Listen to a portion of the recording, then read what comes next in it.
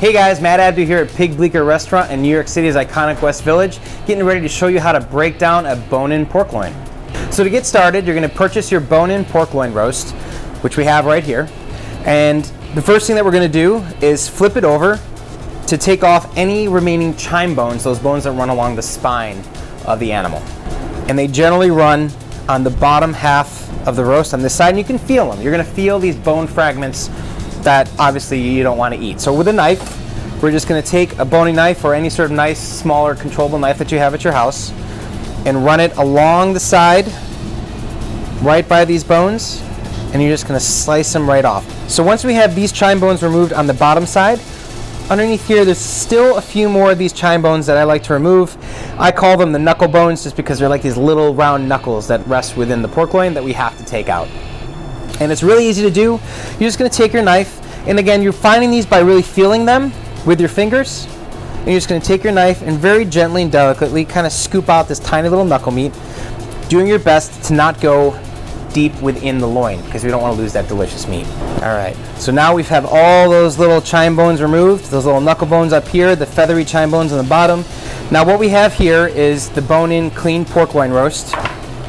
Fat cap is on this side, but what we're going to show you today is how to butcher one double bone rib chop, and then we're going to take off the rest of the bones in the back and do a boneless tied pork loin roast. So to make your double bone pork rib chop, it's really just as simple as finding the bones, one there, so there's our two. We've taken out those little knuckle bones, those chine bones right here, so our knife can cut right through. And we're going to position our knife in between the second and third bone on this roast, and we're just going to cut straight down. Now this is going to make a really nice, meaty, thick pork chop. It's probably going to be around 14 to 16 ounces, and you can see you have all that delicious cap meat that's right in there, the loin, the eye meat, the loin back meat right here. So that's our double bone pork rib chop. Now I'm going to show you guys how to remove the remaining bones and make a boneless tied pork loin roast. So you can either approach this one of two ways. We can either start from the top side of the roast or the bottom side of the roast. It's really whatever you're feeling the most comfortable with. I like to work from the top side. And again, your best way to do this is to take your knife and keep it as close to those bones as possible. And you're really just going to make an incision and ride your knife along the top side of those bones because you want to keep as much meat on this roast as possible. Now what's left is essentially our boneless pork loin with this really incredible cap of fat on the top. So what we're going to do next, you can see where the eye of our loin is. We're essentially going to take and separate this side meat or this fat back from the loin to make a complete, uniform, boneless pork loin roast. And it's really simple. We're just going to kind of take our knife, guide it along where the end of the eye is on the loin, and just kind of cut straight on through.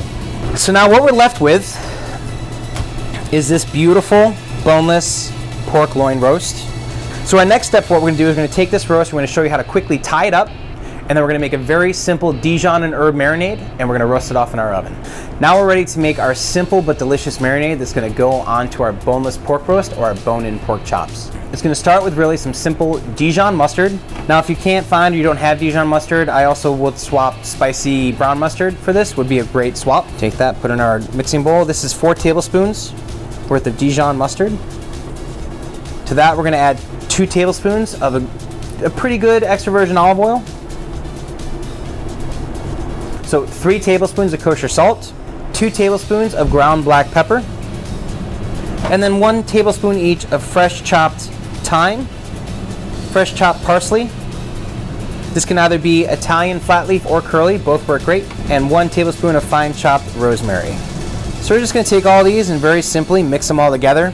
So once our marinade is done, the next step is to show you how to really quickly tie our boneless pork loin roast. Now, to tie a roast, what you need is simply just some butcher's twine.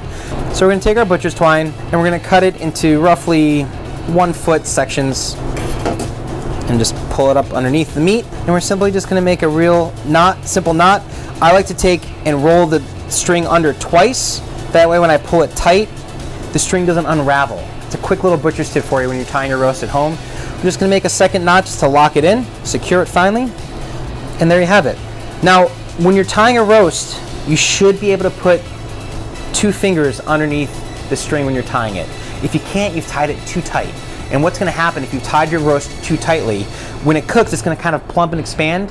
The string is gonna dig into that meat and it's gonna cause too many of those juices to sort of squeeze out of it as it's cooking.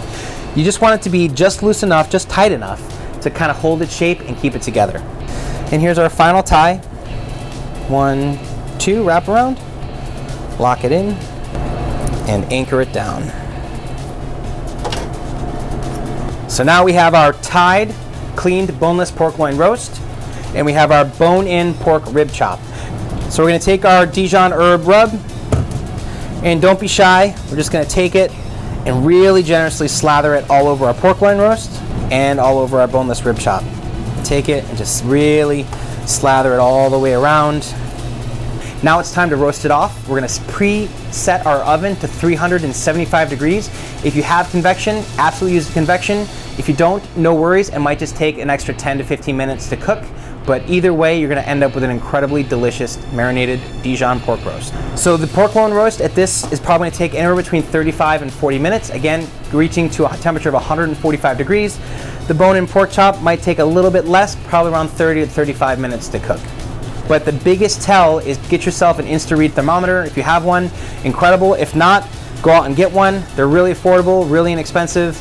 It's got an instant read temperature gauge here, the probe here. You stick it in. When that meat says 145 degrees, you pull it out and you're good to go. Depending upon your oven, that could take a little bit longer or a little bit less. That's why these are a great guide to being able to tell when your meat is properly cooked.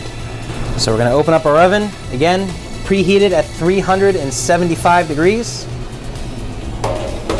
Go on in. Set your timer for about 30 minutes to give it the first check around then. Try to not peep or check on it too often. You want to keep that door closed, keep in all that heat, and make sure our pork roast is really cooking to get that caramelization of the fats, the meat, and that Dijon on the outside. It's going to turn nice, beautiful golden brown. The aroma of the herbs, the aroma of the Dijon, the aroma of that pork loin roast is going to make your house smell absolutely incredible. I can't wait for you to see the finished product. So it's been about 40 minutes and our pork is getting really close to that right temperature. So we're gonna pull it out, take a look, and have a see for yourself.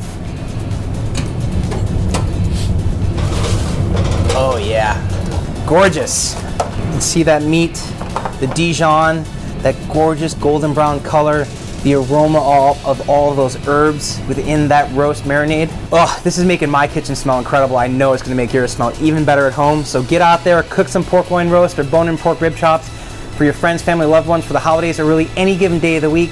The affordability, the versatility, and the flavor is absolutely worthwhile. Get out there and start cooking.